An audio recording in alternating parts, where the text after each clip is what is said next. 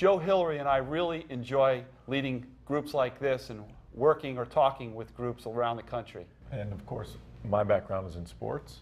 Oh, you were in sports, Joe? I didn't know that. Did you know he was in sports, Hillary? I did know that. Oh, okay. And of course, leading my team on the field was a lot easier than leading a group discussion because I was able to lead by what I did, not by what I said. Which brings us to the next principle, which is lead by example.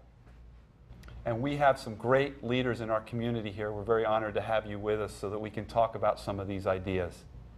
Carol, you've been in the field of education your whole adult life, and I know your passion is working with youth leadership. Could you talk to us about that? Absolutely. At Ursuline High School, where I am the principal, is that one of our basic principles is that we develop women leadership.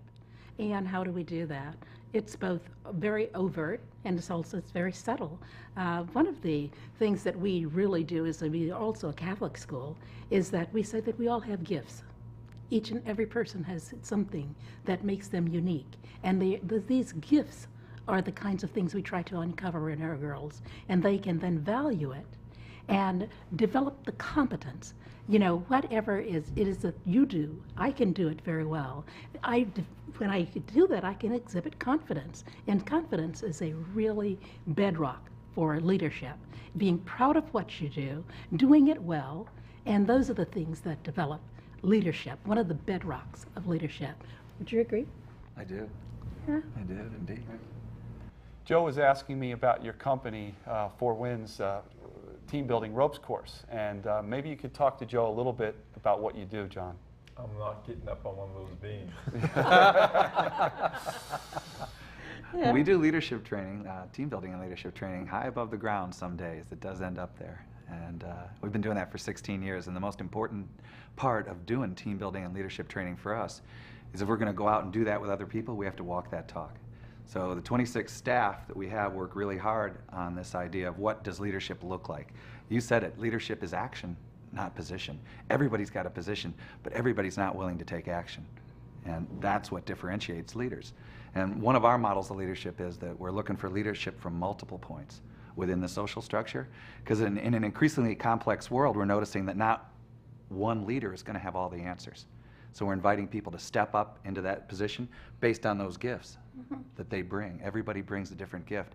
And sometimes my job as the leader, leading by example, is to notice people for those gifts and appreciate them for those gifts. And that brings them out, that draws them out a lot more effectively. We had the great honor and fortune of having Bill Walsh here with us yesterday, and he was talking about Joe and his leadership capacity.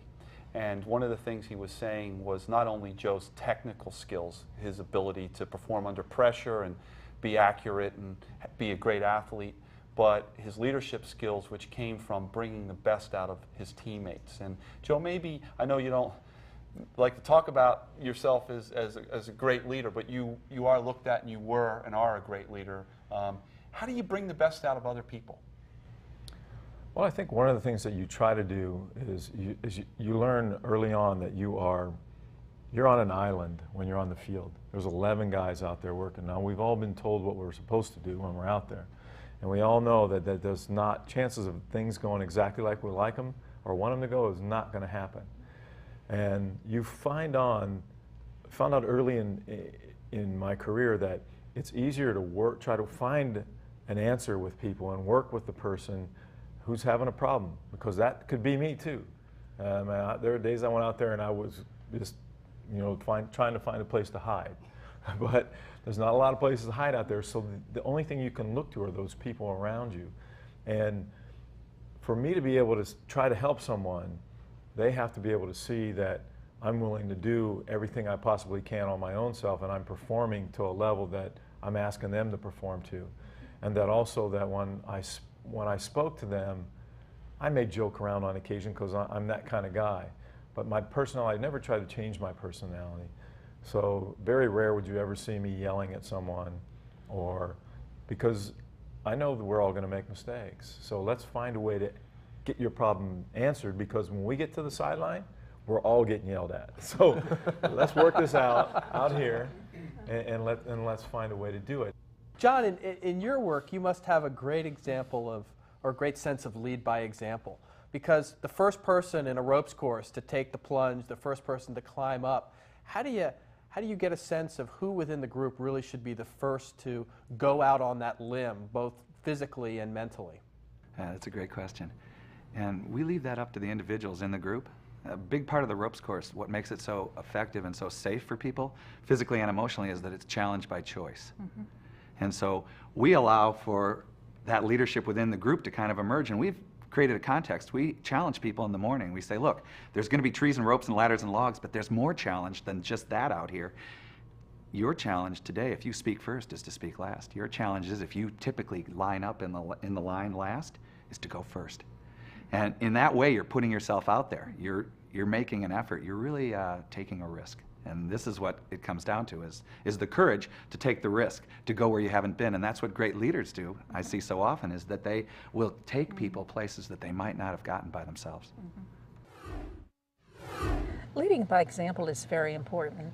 It can be inspirational to young people. And a good example of that is that 2 years ago, I went to Kenya. And because of the health challenges and ravaging of the AIDS epidemic there, I brought pictures back. I also had the information that this particular village, Kangundo, was in great need of a health clinic. So I brought my pictures back. Brooke, one of our students, we used to talk about them. She said that, you know, we've got to do something. And that became an inspiration for her to raise the money to build the foundation of an AIDS health clinic in Kangundo in Kenya. That village is now blessed with a clinic, and that opened last year. Brooke was fortunate enough to be able to go back, cut the ribbon on the opening. Here's an observation exercise that will help you understand the importance of leadership. During the next few weeks, I want you to observe a few people in your life that you believe are great leaders. Look at the qualities that they possess. They may be great listeners. They may ask great questions. Maybe they're inspirational or have tremendous discipline. Whatever those qualities are that you think represent great leadership, ask yourself, do I possess those qualities as well?